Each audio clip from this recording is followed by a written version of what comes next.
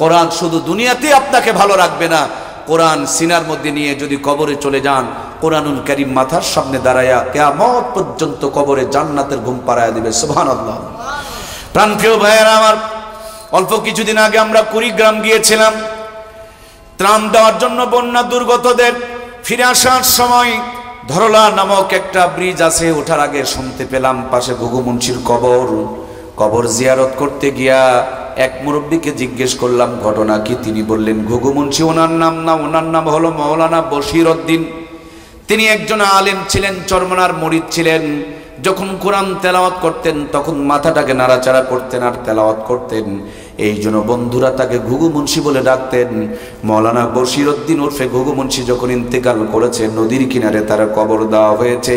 32 বছর পর নদীর ভাঙনে যখন তার কবরটা ভেঙে গিয়েছে, আমরা কবর থেকে লাশ তোলার পর মুখের থেকে কাফনের কাপড় সরায়া দেখি 32 বছর পরেও তার একটা পশম পর্যন্ত নষ্ট হয় না। দূরের কোনো ঘটনা বলি না, এই যে আমাদের পাশে কুড়িগ্রামের ঘটনা বললাম। দক্ষিণ অঞ্চলে ভোলা নামক একটা জেলা, রাস্তা সংস্কার করা হচ্ছে, পাশে হাফেজে কোরআনের কবর ছিল 16 বছর আগেকার।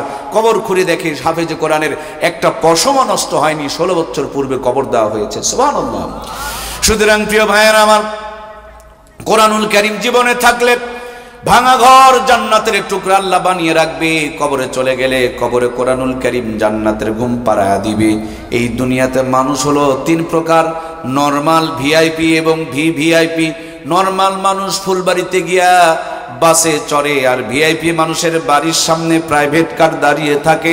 ভিভিআইপি মানুষ যারা হয় তাদের বাড়ির সামনে হেলিপ্যাড থাকে, হেলিকপ্টার একবারে টান দিয়ে আকাশ দিয়ে উড়াইয়া গন্তব্যে পৌঁছায়া দেয়। তেমনি কিয়ামতের দিন 3 শ্রেণীর মানুষ হবে।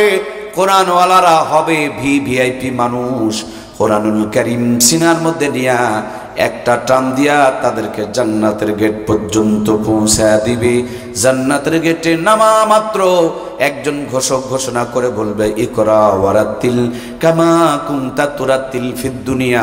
ও আল্লাহর জান্নাতের বান্দাবান্দি, যেইভাবে দুনিয়াতে কোরআনগুলো একটা একটা করে আয়াত পড়েছিলে, আজকে একটা করে আয়াত পড়ো আর এক এক তালা বিশিষ্ট জান্নাত অর্জন করো।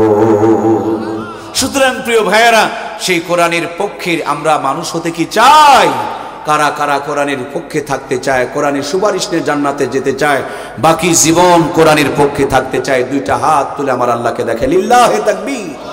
2খানা হাতই তুলেন তো প্রিয় ভাইয়েরা, এভাবে একটু নাড়া দেন। আল্লাহ তুমি আমাদের হাতগুলোকে কোরআনের পক্ষে কবুল করো, আমরা পড়ি আমিন। হাতগুলোকে আল্লাহ সাক্ষী বানায় নাও, নাজাতের জড়িয়ে বানিয়ে দাও। যতদিন বেঁচে আছি কোরআনের পক্ষে আমাদেরকে কবুল আর মঞ্জুর করে নাও, আমরা সবাই করি আমিন। প্রাণপ্রিয় ভাইয়েরা, যে হাত কোরআনের পক্ষে তুলেছেন সে হাতটা দিয়ে কোরআনের পক্ষে একটু বুকিং দেন। মাঝে মাঝে ঢাকা ঈদের আগে বুকিং দিয়ে দেওয়া লাগে, ইজতেমায় যাওয়ার জন্য বুকিং দেওয়া লাগে, ট্রেনের 1 সপ্তাহ আগে টিকিট বুকিং দেওয়া লাগে। জান্নাতে যাওয়ার জন্য, কোরআনের সুপারিশ পাওয়ার জন্য, কোরআনের মহাব্বতে, কোরআনের ভালোবাসা কলিজার মধ্যে নিয়ে কোরআনের একটা করে সদস্য হয়ে যাব। আমরা অনেক মাদ্রাসায় বদরি সদস্য আছে। বদরের প্রান্তরে 313 জন সাহাবীদেরকে নিয়ে আল্লাহর নবী বিজয় অর্জন করেছিলেন। সংখ্যাটা বড়, প্রিয় আল্লাহর কাছে এই সংখ্যাটা দামি। এই প্রত্যেকটা সাহাবী হলো জান্নাতি সাহাবী। সুতরাং মাদ্রাসাগুলোতে বদরি সাহাবীদের অনুসরণে বদরি কমিটি তৈরি করা হয়। আল্লাহ যেন বদরি সাহাবীদের সঙ্গে আমাদেরকেও জান্নাত দান করে দেয়, আমরা পড়ি আমিন।